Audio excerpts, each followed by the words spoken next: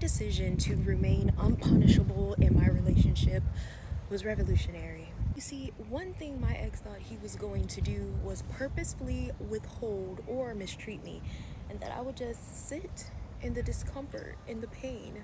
He might have been saying, "Why are you ignoring me? I can't believe you accepted a drink from that guy," or "I don't like when you go out and have men pay for other things."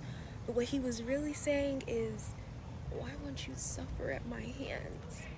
Because how in the hell are you more upset with the fact that I didn't sit around waiting for your phone call than you are with being clear and consistent in your communication? How are you more upset with the fact that I canceled last minute than you are with being transparent in our plans? How on earth are you more upset that I went on a solo date and had a blast than you are about providing considerate and intentional time together? See, what he wanted me to do was suffer. He was more comfortable with me suffering and going without than he was with showing up in the relationship. But my refusal to do so was everything. A man once told me I wasn't punishable. And the way he explained it was that because I'm not looking to be married, he couldn't dangle that over my head. Like, well, I was going to marry you, but because I'm not looking to have children, he couldn't dangle the fact that I'm of a certain age and, well, I better act right or you ain't gonna be able to have no kids. And he couldn't use the fact that time. He said a lot of women value his time. So it's one of those things where he could tell them, well, I'm going to just see you in a couple of days. Like if she's not acting right, I'm going to just see you in a couple of days. And women would go crazy trying to get back in this space, trying to get back in this presence. But I value my time. So what does this mean? It means be unpunishable. There's nothing he could take away from me. There's nothing he could dangle over my head. There's nothing that he could make me feel less than in order to come crawling back in a way that made him feel superior. There was nothing he could say or do that convinced me to put him before me, and that was a problem for him. And I know this sounds crazy, but honestly, I think that's the best leverage to have. You can't punish me. You can't. Oh, okay, so we won't get married. Oh, no. Oh, no. Okay, so we're not going to have kids. Ooh, don't threaten me with a good time. I'm leaving, and I ain't going to see you for a couple of days. Perfect. That means I can be in my house by myself. I can pass gas. I can do whatever I want. And I ain't got to worry about no man poking me in the back, asking me, what you got to do in the morning. On a serious note, though, I didn't realize how big of a deal that is. Men will absolutely try to leverage things over your head in order to maintain control in a relationship. I am a firm believer that you should connect to men. Don't attach to them. Experience them. So when the experience is over, you're done. You walk away fully intact. We should not be healing from every man that we deal with. Another thing they'll try to leverage is your esteem and your confidence. Now, this in particular hasn't happened to me, but it is very common.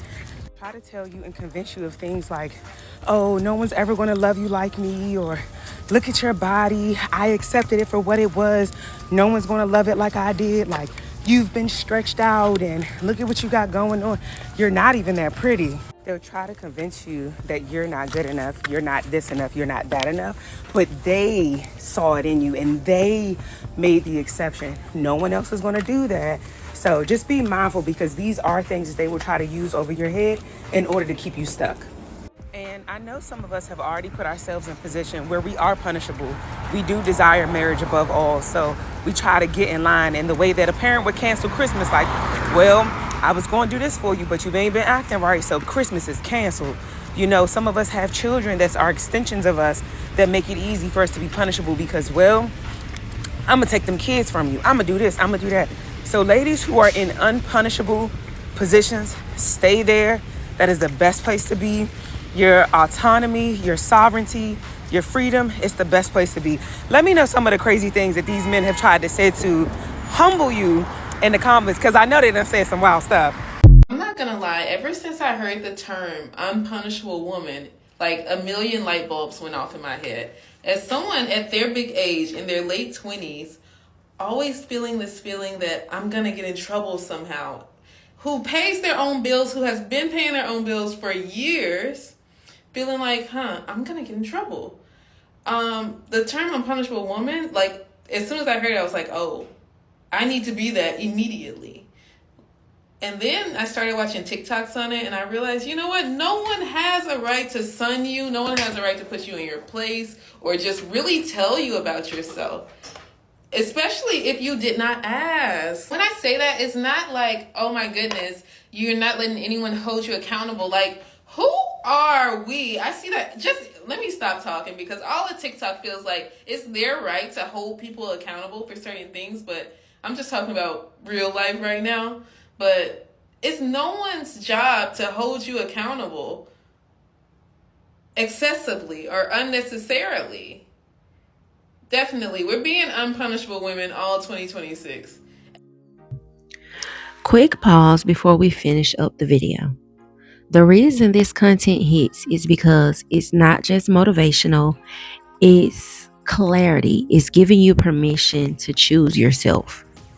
Permission to just stop settling and to become the woman you already feel yourself growing into. And I know transformation can feel overwhelming when you're trying to do it alone. That's why I created tools to help you do this intentionally, not just emotionally. I need you to do it physically in real life and not just on paper. I've created journals and glow up resources designed to help you rebuild your mindset, your discipline, your confidence, and your self trust. Not to change who you are, but to return to yourself and elevate, to return to center. I've created journals to help you get through some of the toughest times of your life and of your journey. If this video is speaking to you, just know there's more support waiting for you when you're ready to take that next step. Now let's get back into the video. Boundaries don't work if your identity as a woman is still punishable. So most women are trying to fix their lives with boundaries they don't actually have the identity to hold. And what I mean by that is your nervous system is unable to hold the position you're taking when it comes to setting boundaries. So remember, boundaries don't come from confidence or even force. They come from an inner courage to say, I am who I say I am. I deserve X, Y, Z, and I'm going to follow through on X, Y, Z. The problem, though, is if your nervous system has not widened its window of tolerance for the consequences and punishment that can come from other people and places when you set a boundary, you will not be able to keep that boundary. So your boundaries, the best boundaries, the most effective boundaries come from your true identity. So if your identity as a woman is still rooted in invisible contracts, and remember, we always talk about invisible contracts, which skew how we see ourselves. It skews our power, how much we lean into the power that we actually have as women. So if you still have invisible contracts like these, I must be helpful to be loved. I must not upset anyone. I owe people access to me. I am responsible for other people's feelings. I must earn rest. Then your boundaries will never stick because they contradict who you still believe you need to be. Because your nervous system has not widened its window of tolerance for dealing with the consequences and sometimes punishments that come when you set boundaries as a woman. However, when you shift your identity, when you're doing the work to break the invisible contracts, becoming who you really are, an unpunishable woman, then you will have what you need to make sure that those boundaries feel natural, true, and effortless. You won't explain yourself anymore. You don't overgive. You don't collapse when you set a boundary and someone pushes on the boundary. You have to follow through. You do not perform anymore. You don't pretend. And you do not apologize where there is no apology due. So your identity starts doing the boundary work for you. That's how it becomes effortless, right? So this is really important because there's so much information out there on the internet and on these apps about setting boundaries. But the biggest issue is the fact that even if you verbalize a boundary, it is not true because you say it. It only becomes a real boundary that you will enforce and follow through your own behavior if you believe that it is true. If you, inside your system, in your subconscious and your nervous system, believes that you are worthy of setting the boundary in the first place. When you've broken these invisible contracts about the way you may have agreed subconsciously, subtly, covertly to show up in that relationship, in that friendship, in that team at work, right? And this is exactly what we begin to rewire inside the Return to Self intensive. This is the 6-week intensive for women, where we focus on how you identify the invisible contracts that are preventing you from setting boundaries. And then we help you break one key contract in your life, right? Start to shift your identity so that you are able to regulate your nervous system in a way that means you widen that window of tolerance when you set boundaries. So that, yes, you might be aware that there will be consequences, potentially what we know society likes to do. These systems of power like to punish you as a woman. It will enable you to regulate your nervous system so you can hold those realities, still act, still move, still shift your identity to becoming more unpunishable in your life. So check out the link in my bio, because that 6-week intensive begins in February 2026. You do not want to have a man have the ability to punish you, because he will do it when the time comes. Here's how you become unpunishable. My thing is falling. My daughter ripped it down. Ignore that. Men have this secret code, this unwritten rule that if these things I'm about to list do not apply to you, they will use these things to punish you. Number 1, have your own money. Always have your own money, or a man will punish you with the lack of that resource. Now, there's a caveat to this. Do not tell him if you have a significant amount of money or if you're putting away money. Zip it, okay? Because if the time comes, why do my eyebrows always look so crazy? If the time comes, he will then know about it and, again, use that as punishment. So zip it. 2, never move away from your support system. If somebody is trying to move you to another state, another country, a city that is extremely far away, do not do this. It will be the biggest mistake that you can make. It is moving you away from your support system, and if you don't have kids already, going to make your life more difficult, and it will make you stay in a bad situation longer. Again, men know this. 3, never let yourself go. If a man sees you letting yourself go, or you are getting to that place where you're letting yourself go, you're doing yourself a massive disservice, because again, he will use that as punishment. He will use it as an excuse to cheat because you let yourself go, you are not who he met, and B, he will be able to use your insecurities against you. Do not let yourself go. 4, do not tell him your traumas. A bad man will use your traumas against you, and an even worse man will use those traumas directly on you. And number 5, if you can ever help it, do not cut off friends and family. Again, these are your support systems. And when you have nobody to talk to, you are going to make that man your everything. When he knows he's your everything, he will use that against you. He will pull away. He will use silent treatments. He will use everything in a toxic way because he knows you have nobody to go to. And very toxic men will make a point of saying they don't like your friends and they don't like your family, and very likely, slowly, they'll trickle it in, but say these people aren't good for you, they're toxic. And if that's actually not the case, and he just doesn't like them because they go against him, do not do this. Do not ever do this. I love you. Bye. So I found that the minute you own your so-called flaws as well as your weaknesses, you become unpunishable. And the reason why I say you become unpunishable is because for the most part, the reason why a lot, if not most people, will try to highlight your flaws or what they deem to be flaws in you or your weaknesses is simply an effort for them to cripple you and at times to colonize you.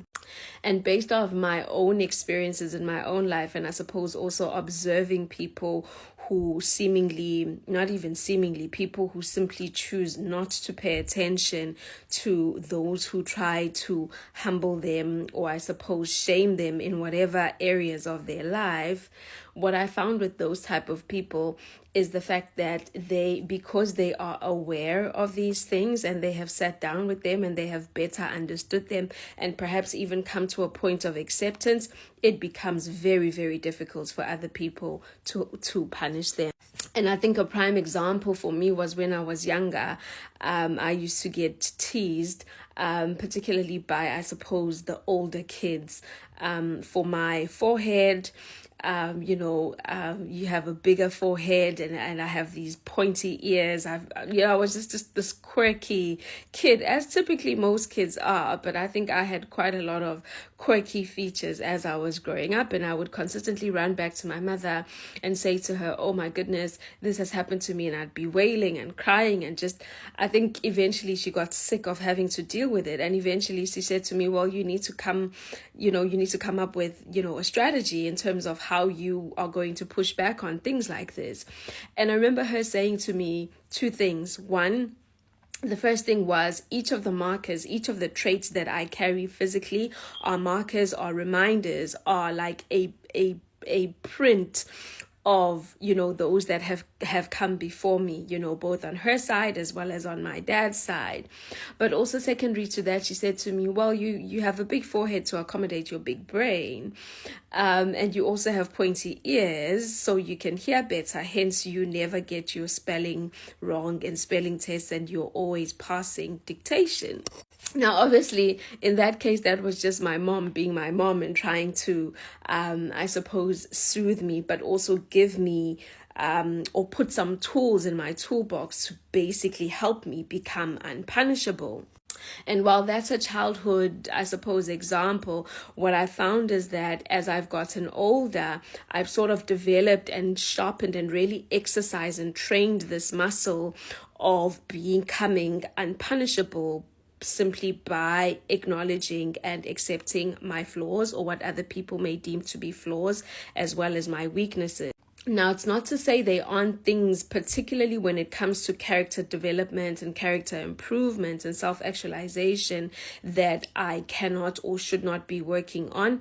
However, when I do receive advice like that, or I suppose comments that relate to that, I always receive them while also being fully cognizant of the fact that people are always operating from their own intentions whenever they interact with each other. So whether the intention is to humble you, to humiliate you, or even to colonize you, if you are fully aware of these things and you own them, you become completely unpunishable. And I strongly encourage you to invest in doing this. Before you go, I need you to really sit with this. The woman you want to become isn't waiting on clarity. She's going to arrive when you commit. You already know what needs to change. You know what needs to be done. You already feel the pull to do better, to move in a different way, to take yourself seriously. This is your reminder that your life responds to the standards you set and the actions you repeat. You don't have to do everything today. Of course, that's not going to work, and it's just going to create burnout. But you do have to stop ignoring the version of yourself that's asking for more, that's trying to get you to choose growth and discipline. You need to choose yourself even when it's uncomfortable. And if you're ready to support your evolution intentionally, the resources I've created are there to help you stay consistent and focused. This is Pretty Girl Rich Era, where we heal, level up, and become the best version of ourselves. I'll see you in the next one.